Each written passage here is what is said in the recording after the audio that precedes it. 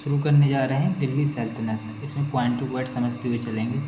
चलो शुरू करते हैं बिना देरी किए हुए। दिल्ली सल्तनत, इसका कार्यकाल कितना रहा? 1206 से लेकर 1526 तक। 1526 तक इसमें टोटल 5 वंश हुए। पहला वंश गुलाम वंश, दूसरा खिलजी वंश, तीसरा तुगलक वंश, चौथा सैयद वंश, पाँचवा लोधी वंश।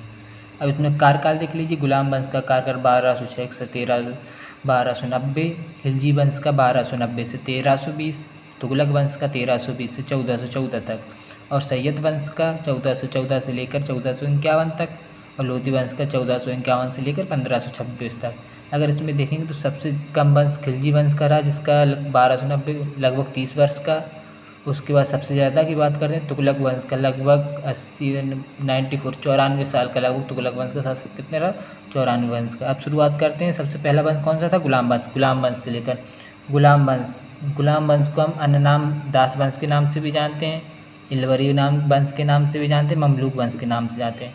इलवरी, ये इल्तुतमिश की जाति के नाम पे रखा गया। इल्तुतमिश की जाति इलवरी थी, इसलिए इसका नाम इलवरी वंश रखा गया। इसमें कुल टोटल 11 शासक हुए। पहले शासक का नाम कुतुबुद्दीन ऐबक था, इसलिए इस वंश के संस्थापक इसको माना जाता है कुतुबुद्दीन ऐबक को, जिसका जन्म 1151 में हुआ था। ये शासक कब बना? 1206 में। इसकी राजधानी लाहौर, इसकी सैन्य राजधानी इंद्रप्रस्थ, या सैन्य अभ्यास करती थी इंद्रप्रस्थ में सैन्य राजधानी। ये कौन था? मोहम्मद गौरी का एक गुलाम था। मोहम्मद गौरी ने इसको उपाधि दी थी, मोहम्मद गौरी द्वारा इसको उपाधि दी गई थी एक मलिक की, एक सिपहसालार की, और मोहम्मद गौरी द्वारा इसको पद दिया गया था अमीर आखूर। इसे अमीर आखुर किसको कहा जाता है? अस्तबल के प्रमुख को अमीर आखुर कहा जाता है। अब आगे चलते हैं, ऐबक के बारे में जानते हैं। कुतुबुद्दीन ऐबक को पील बख्श, लाख बख्श और कुरान बख्श के नाम से जाते थे। लाखों का दान करता था इसलिए लाख बख्श बोलते थे। कुरान के बारे में अच्छा खासा जानता था इसलिए कुरान खान बोलते थे। इसके निर्माण कुब्बल उल इस्लाम का निर्माण इसने करवाया था, जो दिल्ली कहाँ पर है? ये दिल्ली में। एक उत्तर भारत की पहली मस्जिद है। अगर पूछा जाए उत्तर भारत की पहली मस्जिद कौन? तो कुब्बल उल इस्लाम, जिसका निर्माण कुतुबुद्दीन ऐबक ने किया। इसी ने कुतुब मीनार का निर्माण शुरू कराया था, जो 1993 में यूनेस्को की विश्व विरासत में शामिल हुई। ऐबक को गुम्बद और मेहराब कला का जनक माना जाता है। इसके दरबारी कवि हसन निजामी, और इसका मकबरा लाहौर में है। और इसकी मृत्यु कैसे हुई? 1210 में चौगन खेलते हुए। चौगन क्या होता था? चौगन ये होता था घोड़े से शॉट मारा जाता, बॉल में घोड़े में बैठ कर खेला जाता था। इसकी मृत्यु ऐसे हो गई थी। अब आगे बात करते हैं कुतुबुद्दीन ऐबक की एक और निर्माण 2.5 दिन का झोपड़ा, जो कहाँ पर? अजमेर में। ये 2.5 दिन में बनाकर तैयार किया गया था, इसे 2.5 दिन का झोपड़ा बोलते हैं। अब आते हैं दूसरे शासक आराम शाह एक कौन था? ऐबक का गुलाम था। इसको किसने हराया था? इल्तुतमिश ने जूड़ के युद्ध में से हराया था। ये एक अयोग्य शासक था जो सिर्फ 8 महीने तक राज्य कर सका। इसके बाद अगला शासक आता है इल्तुतमिश, जिसे गुलामों का गुलाम कहा जाता था। इसे उपाधि अमीर उल उमरा भी कहा जाता था, ये उपाधि थी। इसने राजधानी अपनी कहाँ बनाई? दिल्ली, इसलिए इसे दिल्ली सल्तनत का वास्तविक शासक बोला जाता था। इसने अपनी राजधानी लाहौर से दिल्ली लाया। इसने एकता प्रथा शुरुआत की थी। एकता प्रथा क्या होती थी? एक ज़मीनी टुकड़ा। जब सैनिक लोग काम करते थे तो वहाँ सैलरी की जगह उनको ज़मीन दे दी जाती थी। इसने तुर्की चहलगानी नाम का एक संगठन बनाया, 40 सरदारों का समूह बनाया, तुर्की चहलगानी नाम का। इसे खलीफा से खिलाफत प्राप्त करने वाले पहला शासक बना था। अब तराइन के तृतीय युद्ध के बारे में बात करते हैं। तराइन का तृतीय युद्ध में इसने किसको हराया था? यल्दौज को। तराइन के तृतीय युद्ध में यल्दौज को इल्तुतमिश ने हराया था। इसने कुछ मुद्राएं चलाई थी, जैसे जीतल, टंका। जीतल को तांबा बोला जाता है, टंका को चांदी। इसी के समय पे 1221 में मंगोलियों का आक्रमण हुआ था, जिसके नेतृत्वकर्ता कौन थे? चंगेज़ खां के बारे में कहा जाता है चंगेज़ खां इतना खतरनाक था कि अपने समय में इसने लगभग विश्व की 1% आबादी को खत्म करवा दिया था, मरवा दिया था। जैसे माना है कि उस समय की आबादी 60 करोड़ थी, तो इसने लगभग 60 लाख लोगों को मरवा दिया था। इतना खतरनाक माना जाता है। कहाँ से आए थे? मंगोलिया से। और इसने चंगेज़ खां ने बहुत क्वेश्चन एग्जाम में बहुत पूछा जाता है कि ट्रांसआक्सियाना का हमला किस वर्ष हुआ था? 1219 में हुआ था। किसने? चंगेज़ खां के द्वारा किया गया था। और चंगेज़ खां की मृत्यु 1227 हो गई थी। 1227 में चंगेज़ खां की मृत्यु हो गई थी। अब फिर वापस आते हैं किस पर? इल्तुतमिश पर। तो मकबरा शैली का जनक किसको माना जाता है? इल्तुतमिश को मकबरा शैली का जनक माना जाता है। इसने सुल्तानगढ़ी का मकबरा बनाया, जो भारत का पहला मकबरा है। और टकसाल पर सिक्कों पर टकसाल का नाम रखा हुआ है, जैसे सिक्के कहाँ से बनते हैं टकसाल। जिस टकसाल से सिक्कों का वो होता है तो उसी नाम उसने टकसाल का नाम सिक्कों पर सबसे पहले किसने लिखवाया? इल्तुतमिश ने। इसका दरबारी कवि कौन था? मिन्हाज उल सिराज।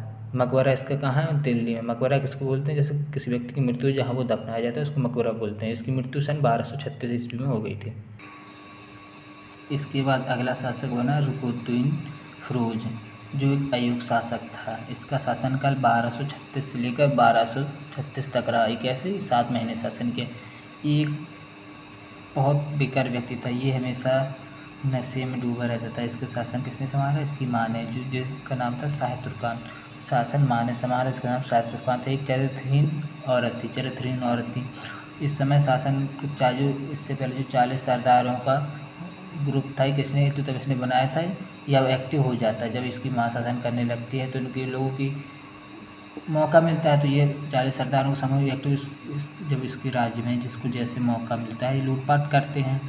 तो जो इल्तुतमिश की बेटी थी रजिया सुल्तान, एक योग शासिका थी। एक बार कहीं नमाज़ पढ़ने जाती है लाल वस्त्र पहनकर, तो वहाँ एक भाषण देती है तो उससे जनता इतनी प्रभावित हो जाती है कि दिल्ली में आकर उनकी जो माँ शाह तुर्कान की हत्या कर दी थी। और शासिका किसको बनाया? रजिया सुल्तान को।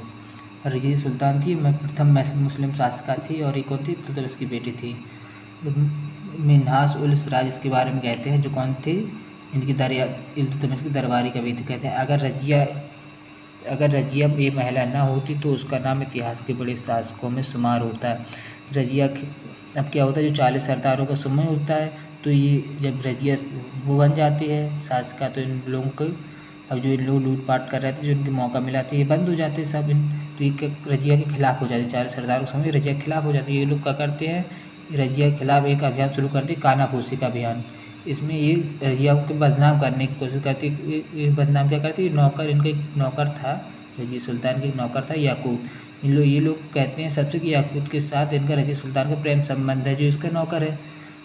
तो एक बार इनके समय एक लाहौर का विद्रोह होता है जिसे रजिया सुल्तान दबा देती है। तो इससे हो जाता है कि रजिया सुल्तान एक योग शासिका है। इसके बाद फिर अल्तुनिया का विद्रोह होता है। अल्तुनिया के विद्रोह में ये जो रजिया सुल्तान ही कैद कर ली जाती हैं। कहाँ? भटिंडा, जो पंजाब का एक छोटा सा जगह है भटिंडा में कैद कर ली जाती है। उस समय कौन था? अल्तुनिया। जब कैद कर ली जाती हैं तो ये साजिश रचती हैं, जो भटिंडा के राजा अल्तुनिया को अपने प्रेम जाल में फंसा लेती हैं। कहती हैं तुम छोटे से पंजाब के शासक, हम कहाँ दिल्ली की शासिका, दोनों लोग शादी कर लेते हैं तो वहाँ दिल्ली के दोनों लोग शासिका बन जाएंगे। तो ये मान जाता है और उनको वापस ला के दिल्ली ला देते। बीच में आते समय जो इनके 40 सरदार ग्रोह था इनकी हत्या करवा देते हैं। 13 अक्टूबर 1240 में कैथल में रास्ते में इनकी हत्या हो जाती है। इसके बाद शासक कौन बनता है? रजिया का भाई बहराम जैसा। इसके बारे में ज़्यादा नहीं इतना पढ़ते कि जो तैयार के नेतृत्व में मंगोलियों का आक्रमण हुआ था सन 1241 में। आगे का बाद में पढ़ेंगे।